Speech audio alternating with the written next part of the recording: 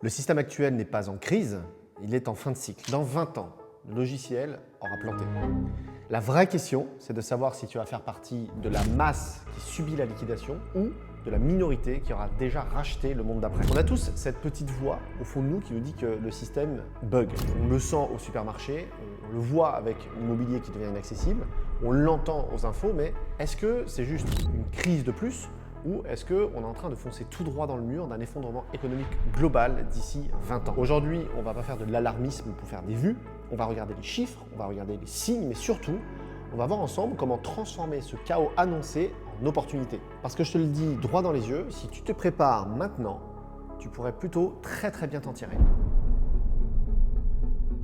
Alors, qu'est-ce qu'un effondrement? Un effondrement, c'est pas forcément Mad Max du jour au lendemain. C'est ce qu'on appelle une perte de complexité. La monnaie, par exemple, ne vaut plus rien. Ton billet de 50 € pourrait potentiellement demain acheter une baguette. Les chaînes logistiques cassent, plus d'iPhone, plus de pièces de rechange, plus de fraises en hiver, bref, bordel. Les services publics lâchent également. La santé, la sécurité, l'électricité, tout ça deviendrait du luxe. C'est quand le contrat social qui dit « je travaille, je paye des impôts, l'État me protège » est rompu. Voici 4 facteurs à prendre en compte. Le premier facteur, c'est la dette infinie. On vit à crédit sur une croissance qui ne suit plus. Les États impriment de l'argent comme s'ils jouaient au Monopoly. Le problème, c'est qu'à un moment donné, le banquier, lui, il va demander des comptes. Ensuite, tu as l'énergie, qui est finalement un peu comme le vrai boss final. Toute notre économie repose sur l'énergie pas chère, notamment le pétrole. Moins d'énergie égale moins de machines égale moins de PIB. C'est mathématique. En troisième point, tu as la démographie. Qui va payer les retraites? En France, il y a de moins en moins d'actifs pour de plus en plus de retraités. Donc le système de Ponzi arrive à sa fin. Et enfin, tu as la fin de la mondialisation. Le monde se fragmente, les tensions géopolitiques font que le commerce fluide et gratuit, c'est fini. Alors pourquoi la France est en première ligne? Si on regarde la France d'aujourd'hui, en 2026, on a 4 feux rouges qui clignotent en même temps sur notre tableau de bord national. Et si tu veux comprendre pourquoi ton pouvoir d'achat stagne alors que tu travailles plus, c'est justement ici que ça se passe. 1, tu as le mur de la dette, quand les intérêts deviennent le premier budget. En 2026, notre dette publique frôle les 118% du PIB. Mais le chiffre qui doit te faire peur, c'est pas le total, c'est la charge de la dette. Pour la première fois de toute l'histoire, ce que l'on paye juste en intérêt, c'est-à-dire sans rembourser un seul centime du capital, est devenu le premier poste de dépense de l'État devant l'éducation nationale ou la défense. Donc le calcul, il est simple. On emprunte pour payer les intérêts de ce qu'on a déjà emprunté, c'est la définition même d'une spirale qui ne peut pas continuer éternellement. Ensuite, on a une sorte de paradoxe énergétique. On nous a vendu la France comme le champion du nucléaire et en réalité, on reste ultra dépendant des importations. En 2025, par exemple, notre facture énergétique, elle a pesé lourd, très lourd sur notre balance commerciale. Entre l'entretien coûteux des centrales et l'exposition des prix de l'électricité pour les entreprises, notre industrie, elle perd grandement de sa compétitivité. Quand l'industrie coûte très cher, tout le reste suit. Pain, ton loyer, ton transport, etc. Ensuite, tu as la bombe démographique. C'est un peu, comme qui dirait, le choc des générations. C'est mathématique. C'est peut-être même le plus gros signe d'effondrement du modèle français. Aujourd'hui, les plus de 60 ans vont bientôt représenter quasiment un tiers de la population. Le problème, c'est que tu auras moins d'actifs pour financer plus de retraités et des dépenses de santé qui vont forcément exploser. Donc, le système de protection sociale, qui est en quelque sorte le socle de notre pays, est sous une pression mécanique que personne ne sait résoudre sans imprimer de l'argent ou sans augmenter massivement les impôts. Mais si on regarde la vérité en face, le système de retraite par répartition est un système de Ponzi légal. Dans les années 60, on avait 4 actifs pour un retraité. Donc le système, il respirait, il marchait. En 2026, on frôle les 1,4 actifs pour un retraité. Est-ce que vous réalisez l'absurdité du calcul? C'est-à-dire qu'on demande à une base de travailleurs qui s'amenuisent, qui baissent de plus en plus, de porter sur leurs épaules une masse de retraités qui, elle, vit de plus en plus longtemps. Donc, le résultat, il est rationnel et il est inévitable. Soit on baisse massivement les pensions, ce qui est politiquement un suicide, soit on augmente les cotisations des travailleurs, ce qui achève notre compétitivité. Donc, soit l'État continue d'imprimer de l'argent pour combler le trou, ce qui nourrit l'inflation. Dans tous les scénarios possibles, le contrat social est rompu. Le système de protection sociale, qui est le socle de notre pays, est sous une pression mécanique que personne ne peut résoudre. Le modèle français n'est pas en crise, il est physiquement incapable de tenir ses promesses pour les 20 prochaines années.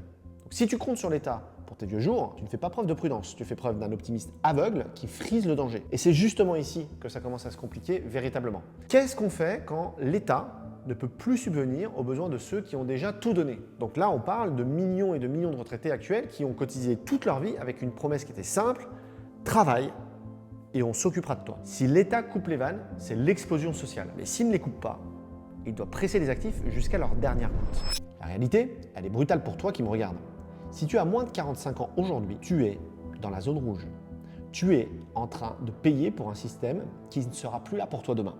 Tu finances le confort de tes aînés tout en sachant que tes propres cotisations, elles, ne sont pas épargnées pour ton futur, mais brûlées immédiatement pour payer les pensions actuelles. Donc, tu es le dernier maillon d'une chaîne qui est en train de s'arrêter. Donc, on te demande de jouer à un jeu où les règles changent tous les 5 ans. On recule l'âge, on augmente les annuités pour finalement masquer une vérité simple. La caisse est vide et l'État ne te le dira jamais. Mais la retraite à 64, 65 ou 67 ans ou peu importe, c'est qu'une étape. À ce rythme-là, pour notre génération j'entends, la retraite, elle ne sera pas un âge, ce sera un luxe réservé à ceux et celles qui ont eu l'intelligence de ne pas compter sur le gouvernement justement. Compter sur l'État pour ta survie à 70 ans, c'est plus de la prudence, c'est un pari suicidaire sur une banque qui est en faillite morale. On va parler maintenant de désindustrialisation, c'est l'impuissance d'un pays qui ne sait plus fabriquer. Regarde les chiffres ne mentent jamais. Fin 2025, notre déficit commercial s'est stabilisé autour des moins 70 milliards d'euros, mais ce chiffre il cache évidemment une humiliation industrielle. La France, l'ancienne puissance mondiale, est devenue une économie de comptoir. On achète tout, notre tech aux États-Unis, notre énergie aux pays du Golfe, nos vêtements et nos médicaments en Asie. On a troqué nos usines contre des plateaux d'appel et des services de livraison. Le problème dans tout ça, c'est que dans un monde qui se fragmente, les services ne se mangent pas. Voici la réalité du terrain. La dépendance médicale, 80% des principes actifs de nos médicaments sont produits hors d'Europe. Si une frontière se ferme, demain, on ne peut même plus soigner une angine. Parlons ensuite du suicide industriel. On a perdu la moitié de nos usines en 40 ans. Et quand tu fermes une usine, tu ne perds pas juste des jobs, tu perds un savoir-faire. On est en train de devenir un pays qui sait faire des PowerPoint, mais qui ne sait plus forger de l'acier ou assembler des composants critiques. Ensuite, tu as l'illusion des services. Dans un scénario d'effondrement ou de grippage des flux mondiaux, guerre, blocus, cyberattaque, les services sont les premiers à s'évaporer. Le consultant en marketing ou l'influenceur, ils ne servent à rien si les rayons du supermarché sont vides parce qu'on ne produit plus notre propre engrais ou nos propres pièces détachées. On a bâti notre confort sur la fluidité du commerce mondial. Donc c'est un château de cartes. Si demain les flux s'arrêtent, la France, elle n'a plus les reins solides pour être autonome. On est devenus des spectateurs de notre propre consommation. Vivre dans un pays qui ne produit plus ce qu'il consomme, c'est vivre avec une épée de Damoclès au-dessus de la tête. Et le fil est en train de s'effilocher. Alors question, est-ce qu'on doit tous s'installer dans la Creuse et élever des chèvres? Bon, pas forcément. Parce que si le système craque, c'est aussi là que les cartes sont redistribuées. On a encore 15 ans devant nous de fenêtres de calme pour construire notre propre arche de Noé financière et sociale. Et on va regarder ensemble tout de suite comment vous allez pouvoir faire. Ok, donc on vient de voir ensemble que tout est en train de surchauffer un peu. Mais voici la vérité que peu de gens osent dire. Un effondrement, ce n'est pas la disparition de la richesse, c'est un transfert. L'argent ne va pas s'évaporer dans l'espace, il change de main. Si tu t'arrêtes de regarder le mur qui s'approche pour commencer à regarder les issues de secours, tu vas réaliser qu'on vit l'époque probablement la plus excitante pour construire quelque chose de solide. Est-ce que vous connaissez Nassim Taleb? C'est un écrivain, c'est aussi un statisticien libano-américain, mais surtout, c'est un ancien trader qui a passé sa vie à étudier l'incertitude. Vous avez peut-être déjà entendu parler de son concept phare qui s'appelle la théorie du cygne noir. Eh bien, selon lui, il y a 3 types de personnes face à une crise. Vous allez avoir les fragiles, ils cassent au premier choc. C'est ceux qui dépendent à 100% de l'État ou d'un seul salaire. Ensuite, vous allez avoir ce qu'on appelle les robustes. Ils encaissent, mais ils ne changent pas. Et ensuite, vous allez avoir les antifragiles. Ils deviennent meilleurs grâce au chaos. Ton but dans les 20 prochaines années, ce n'est pas juste de survivre, c'est de devenir un antifragile. Le désordre, c'est ce qui va balayer tous tes concurrents qui n'ont pas voulu voir la réalité en face. Toi, tu seras déjà prêt. Alors pourquoi je te parle de 20 ans? Parce que c'est un luxe absolu. Si l'effondrement était demain matin, on serait tous mal. Mais 20 ans, c'est le temps de faire 3 cycles d'investissement complets, le temps d'apprendre au minimum 2 nouveaux métiers, ultra recherché de préférence. Le temps de bâtir un patrimoine immobilier ou financier qui ne dépend pas d'un système bancaire classique. Vois ces 20 prochaines années comme une préparation olympique. On n'est pas dans l'urgence, on est dans la stratégie. L'économie qui s'effondre, c'est un peu comme qui dirait l'économie du vent. On a créé une société où les gens les mieux payés sont souvent ceux qui ont les métiers les plus inutiles en cas de crise. Les happiness managers, les consultants en stratégie de marque, les spéculateurs sur des actifs virtuels, tout ça, ça va dégager au premier vrai choc. Quand le système tremble, l'illusion s'évapore et seul le réel reste debout. Dans un monde sous tension, la hiérarchie des valeurs va complètement s'inverser. Ce qui va compter, c'est pas ce que tu as sur ton CV, c'est ce que tu sais faire de tes mains ou de ton cerveau pour résoudre les problèmes physiques. Par exemple, savoir produire de l'énergie.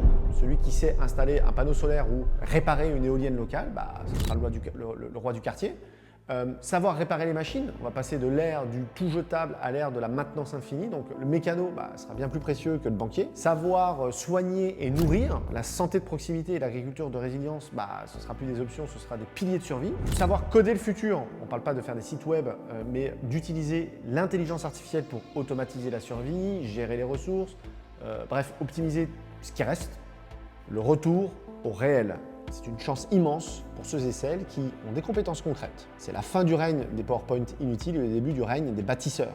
Si aujourd'hui ton travail consiste à déplacer des fichiers d'un dossier à un autre sans jamais toucher à la matière ou à un besoin humain fondamental, tu es en danger de mort économique. Ton utilité sociale, c'est une illusion que la crise va dissiper. Il est donc temps de te demander, ok, si on coupe le courant demain, qu'est-ce qu'il me reste encore comme valeur? Regarde chaque grande secousse de l'histoire. 1929, l'après-guerre, 2008, ce que la plupart des gens appellent une tragédie, les initiés l'appellent un transfert de richesse massif. À chaque fois, le schéma, il est le même. La masse panique, elle vend ses actifs à prix cassé par peur du lendemain et elle s'enferme dans la paralysie. Mais pendant que la foule crie au loup, tu as une minorité silencieuse qui rachète le monde pour quelques centimes. En 1929, au milieu de la Grande Dépression, Joseph Kennedy, le père de JFK, a bâti une fortune colossale. Pourquoi ?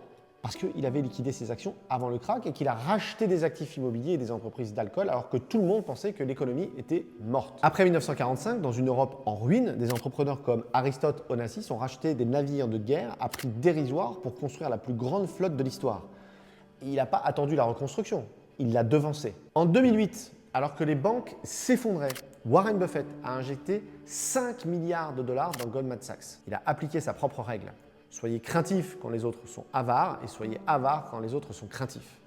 L'effondrement du vieux système, ce n'est pas le vide, c'est une page blanche. Le système actuel est à bout de souffle, ses règles sont obsolètes, son logiciel est buggé, mais devine quoi?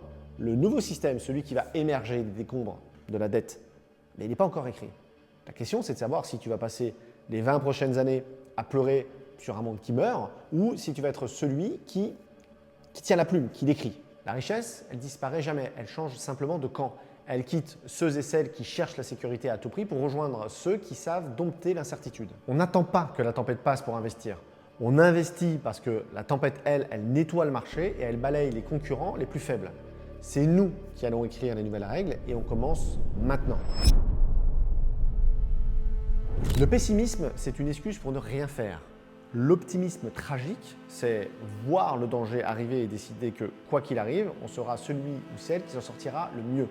On ne subit pas l'économie, on la dompte. Maintenant, on arrête de subir.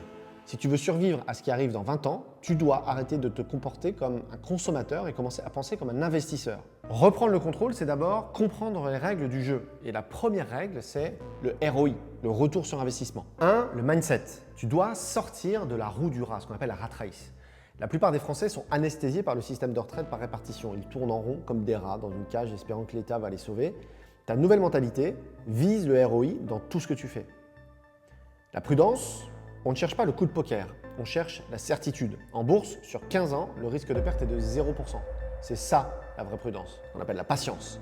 Tes finances personnelles, Avant de placer un euro, tu dois savoir où va cet euro. Tu dois faire un audit précis de tes revenus et de tes dépenses pour dégager ce qu'on appelle ton reste à investir. Ensuite, tu vas traquer tes dépenses. Chaque euro gratté sur tes dépenses non essentielles, c'est un multiplicateur de richesse pour ton futur. Évite l'impulsion, ne sois pas celui qui achète un passif, genre une voiture, un gadget ou toutes ces conneries. Surtout pas à crédit non plus. Le crédit, c'est pour l'investissement, c'est pas pour la consommation. Pour construire quelque chose qui ne s'effondre pas, il te faut une structure. Donc, voici une pyramide que je partage notamment dans mon livre. 1. Le socle ou le toit. Donc c'est optimise ton logement. loue ta résidence principale pour garder ta capacité d'emprunt et achète pour louer. En 2, le fonds d'urgence, ce qu'on appelle ta réserve de sécurité. C'est ce qui t'empêche de vendre tes investissements quand le marché panique. Ensuite, tu as le pilier d'investissement. Une fois que ta base est solide, on attaque la création de capital. On ne va pas essayer de battre le marché, hein. On va s'allier à lui. L'outil ultime, c'est l'ETF S&P 500. En achetant cet indice, tu n'achètes pas une action, mais tu achètes la puissance des 500 plus grosses entreprises américaines. Ensuite, tu as une méthode qu'on appelle le DCA, Dollar Cost Averaging. Tu investis la même somme chaque mois, quoi qu'il arrive. Si ça baisse, tu achètes plus de parts. Si ça monte, ton capital explose. Parlons également des intérêts composés. C'est l'effet boule de neige. Plus tu commences tôt, plus l'argent travaille pour toi, même quand tu dors. Après, il faut mettre ça en place. Donc, pour ce faire, utilise des plateformes modernes et accessibles, comme notamment Trade Republic. C'est simple, les frais sont quasi nuls et tu peux automatiser tous tes plans d'épargne. Tu feras également ce qu'on appelle un rééquilibrage une fois par an. Tu regardes ton portefeuille. Si tes actions ont trop pris de place par rapport à tes obligations ou par rapport à tes cryptos, tu vas vendre un peu de ce qui a surperformé pour racheter ce qui a sous-performé. C'est ça, investir avec lucidité. Si tu suis ce plan, eh bien, tu ne crains plus l'effondrement, tu l'attends. Parce que tu auras des actifs tangibles, tu auras une stratégie qui a survécu à toutes les crises depuis 100 ans. Mais attention, l'argent n'est qu'une partie de l'équation. Le vrai secret de la résilience, c'est ce qu'on va voir dans la dernière partie, c'est-à-dire ton réseau et ton autonomie. On a parlé chiffres, on a parlé PEA, on a parlé S&P 500, bref, tout ça c'est indispensable, mais soyons honnêtes, 2 minutes, si le système demain subit un vrai choc systémique, tes lignes de code sur Trade Republic ne vont pas te nourrir demain matin. Okay. Le plus gros risque sur ces 20 prochaines années, ce n'est pas de perdre ton argent, c'est d'être inutile. Dans un monde qui s'effondre, la seule monnaie qui ne dévalue jamais, c'est ta capacité à résoudre des problèmes concrets. Ton carnet d'adresse, par exemple, c'est ton assurance vie. On nous a vendu l'individualisme comme une liberté, c'est un piège. En cas de crise, le loup solitaire, c'est le premier à tomber. La vraie résilience, elle est collective. Il existe ce qu'on appelle le test des 5 km. Tu regardes autour de toi, dans un rayon de 5 km, et tu te demandes est-ce que tu connais, par exemple, un agriculteur, un mécano, un médecin, un mec qui s'est soudé. Arrête de réseauter, commence à créer un système. Le capital social, c'est savoir que si demain tout s'arrête, tu as 10 personnes sur qui tu peux compter et qui comptent sur toi parce que tu leur apportes une valeur réelle, toi aussi. Bon, là, je te parle d'investir dans tes mains. Pose-toi cette question. Si demain, on coupe Internet, on coupe l'électricité, à quoi tu sers? Si ta seule compétence, c'est de faire des vidéos sur Internet, des slides PowerPoint ou de l'optimisation fiscale, bref, tu es en danger. Apprends une compétence basique mais vitale. Premier secours avancé, mécanique de base, potager bio intensif, gestion de l'eau, réparation électronique. Bref, chaque compétence manuelle que tu acquiers est une action que tu achètes dans la société de demain. Alors entendons-nous, il ne s'agit pas de vivre dans un bunker avec des boîtes de conserve, il s'agit de réduire ta dépendance. Donc tu as l'autonomie financière, on l'a vu en partie 4, mais tu as également l'autonomie énergétique et alimentaire. Même si tu habites en ville, commence à comprendre d'où vient ce que tu consommes. Avoir 3 mois de stock stratégique et un système de filtration d'eau, c'est peut-être pas être un survivaliste illuminé, c'est être un gestionnaire de risque responsable. C'est en quelque sorte le fonds d'urgence appliqué à la vie réelle. La vraie richesse, dans 20 ans, elle sera triple.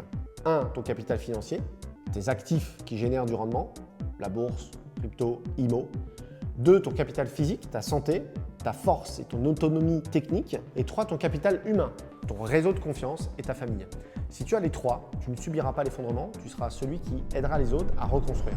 Donc en conclusion, la préparation, elle commence maintenant, elle commence ce soir, tout de suite. L'effondrement, ce n'est pas la fin du monde, c'est la fin d'un monde. Celui du confort gratuit et de l'insouciance. Ceux qui vont passer les 20 prochaines années à pleurer la nostalgie des années 2000 ou à attendre que l'État les sauve, ils vont se faire balayer par l'histoire. Mais pour toi, c'est différent. En acceptant cette réalité aujourd'hui, tu vas arrêter d'être une victime du système, mais tu vas plutôt devenir l'architecte du système de demain. Tu as 2 décennies devant toi, c'est une éternité pour celui qui a un plan et c'est un battement de cils pour celui qui procrastine. La question, elle est plus de savoir si le système va craquer, mais qui tu seras quand la poussière retombera. Alors, on fait quoi demain matin à 8 h? Est-ce qu'on continue de subir ou est-ce qu'on commence à bâtir? Le choix t'appartient, abonne-toi pour ne pas rater les prochaines vidéos.